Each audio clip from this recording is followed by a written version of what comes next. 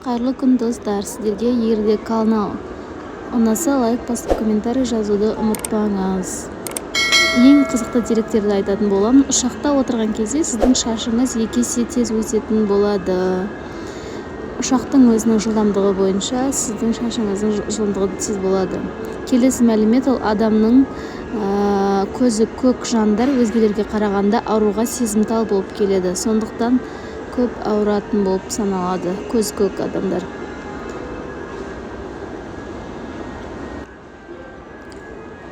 Стаканға су құйылған стакандағы суды 80 жыл бойы айғайлап тұрып қайнатуға болады деген информация естігенсіз бе? Бұндай да қызық бар екен.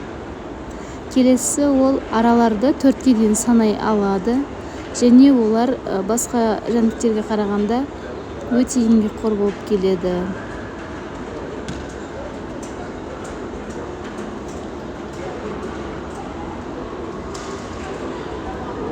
Тарахан бассыз 9 күн өмір сүреді, одан кейін аштықтан өледі.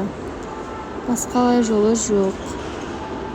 Келесі ақпарат, ол Билл Гейтсті кішкентай кезінде клон деп мазақтағандықтан Windows бағдарламасында дәл осы атаумен жаңа папка ашуға болмайды. Сіз қанша істеп көргіңіз келсе де ашылмайды папка. Келесі, ол әрине канал ұнаса лайк басып комментарий жазуды ұмытпаңыз. Келесі кездескенше. Жақсы ақпараттар естігіңіз келсе каналға тіркеліңіз.